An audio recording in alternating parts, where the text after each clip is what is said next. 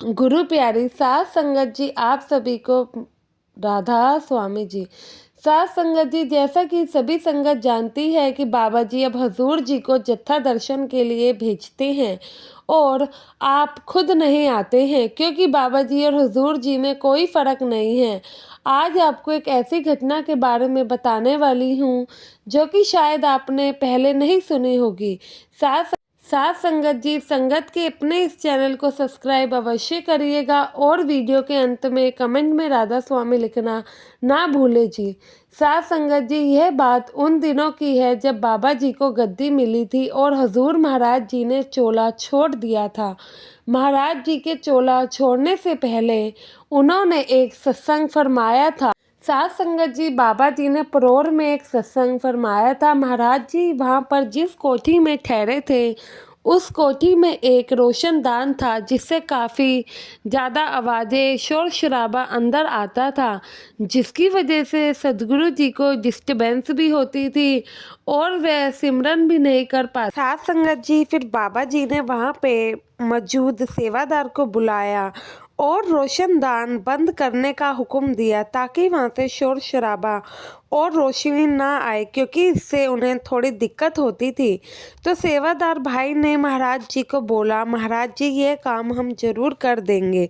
साथ संगत जी, तो हुआ कुछ ऐसे, जब महाराज जी वापस डेरा चले गए 2-3 महीने के बाद वहाँ पर सत्संग भी फरमाया, तो सेवादार तब भी यही बात सोच रहा था कि अभी साल बाद ही यहाँ पर महाराज जी आएंगे, तब तक मैं ये काम आराम से करवा दूंगा। तो महाराज जी ने हमें बोला है, लेकिन सत्संग के बाद ही हम सब जानते हैं कि उसके बाद महाराज जी ने चोला छोड़ दिया था। तो उस समय सारी संगत को बहुत ही ज़्यादा दुख था और इतना ज़्यादा दुख का माहौल था कि वह सेवादार जिन्होंने वह काम करना था, उस काम को करना वह भूल ही गए। तो संगत जी, जब हम इसके बाद जब बाबा जी यानी कि हमारे मौजूदा बाबा जी जैसे ही गद्दी पर बैठे थे, तो बाबा जी ने भी 2-3 साल तक कोई भी सत्संग नहीं फरमाया था। और जैसे ही बाबा जी सत्संग फरमाने लगे और उनका परोर का सत्संग का प्रोग्राम हुआ, जब बाबा जी वहाँ पर गए, तो वही सेवादार भाई कोठी में सेवा किया करता था जिसको महाराज जी ने उस रोशनदान बंद करवाने का हुक्म दिया था। जब बाबा जी वहाँ गए और उस सेवादार को एक ऐसी बात बोली जिससे कि वह सेवादार पूरा हैरानी में आ गया। बाबा जी ने उस सेवादार को उसी तरीके से अपने पास बुलाया जिस तरीके से बड़े महाराज जी ने बुलाया था, और बाबा जी ने कहा कि भाई, इस रोशनदान से तरह तरह की आवाज़ आती है और रोशनी भी आती है। मैंने आपको पहले भी कहा था कि इसको बंद करवा देना और आपने अभी तक मेरा ये काम नहीं किया। सेवादार पहले तो यह बात सुनता रहा, लेकिन उसके दिमाग में जैसे ही ये बात आई कि हजूर महाराज जी ने तो मुझे इसी तरीके से ही बोला था और आज बाबा जी भी उसी तरीके से बोल रहे हैं मैंने पहले भी ये बात तुमसे कही थी, यह काम आपको बोला था तो आपने किया क्यों नहीं। तो वह सेवादार यह बात सुनकर बहुत ज़ोर ज़ोर से रोने लगता है और कहने लगता है कि सच्चे बादशाह, आप धन्य हो, आप बहुत ही दयालु हो, मुझे बख्श लो। और इस बात की भी उसे समझ लग गई कि महाराज जी और बाबा जी तो एक ही हैं, इनमें कोई भी अंतर नहीं है। लेकिन अंदर की जो आत्मा है, जो गुरु है, जो शब्द रूप मालिक है, वह तो एक ही है। शरीर ही अलग हो सकता है। मन ही मन वह बाबा जी से माफ़ी भी मांगने लगता है और सोचने लगता है कि बाबा जी, हजूर जी को हम सभी जानते हैं। हम सब सोच रहे थे कि बाबा जी और हजूर जी अलग है, लेकिन हकीकत में तो ये एक ही है।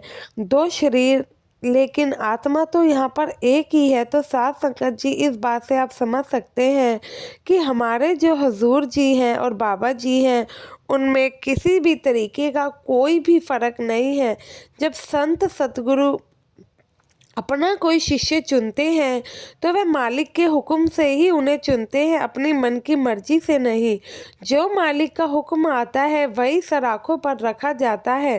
तो संगत जी, ऐसे ही जब बाबा जी ने गद्दी का डिसीजन लिया था तो बहुत सारी संगत को असहज हुई थी, परेशानी भी हुई थी। संगत सत्संग सुनने के लिए जैसे कि पहले भंडारे में बहुत ज़्यादा आया करती थी, लेकिन बाद में संगत कम हो गई थी क्योंकि उनके मन में बहुत सारे गिले शिकवे थे। लेकिन जैसे ही बाबा जी का उन्होंने सत्संग प्रोग्राम सुना, सवाल जवाब सुने, उनके मन को बहुत सुख मिला, शांति मिली। उनमें से तो कुछ यह भी भ्रम में थे कि वह बाबा जी को एक्सेप्ट नहीं करेंगे, लेकिन जैसे ही संगत ने बाबा जी के दर्शन सुनने शुरू किए और हमारे बाबा जी जो कि आज सबके दिलों पे राज करते हैं, और बाबा जी ने संगत का दिल ऐसे ही मोह लिया, तो धीरे धीरे आज के टाइम में हम देखेंगे कि बाबा जी की कितनी संगत है।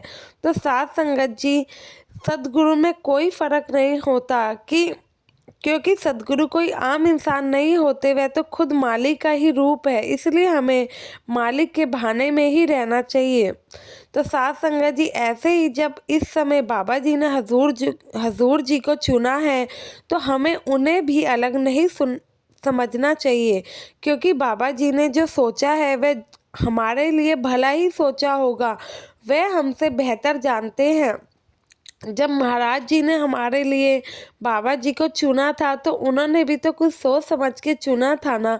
तो बाबा जी भी हजूर जी को हमारे लिए ही छोड़ना चाहते हैं, और हजूर जी भी एक दिन अपने सभी संगत के दिलों पे ज़रूर राज करेंगे, जिस तरीके से हमारे बाबा जी करते हैं, क्योंकि वह भी बड़े महाराज का ही रूप है। साथ संगत जी, आपसे विनती करती हूँ कि संगत के अपने इस चैनल को सब्सक्राइब जरूर करिएगा और कमेंट में राधा स्वामी लिखना ना भूले जी। गुरु प्यारी साथ संगत जी, आप सभी को राधा स्वामी जी।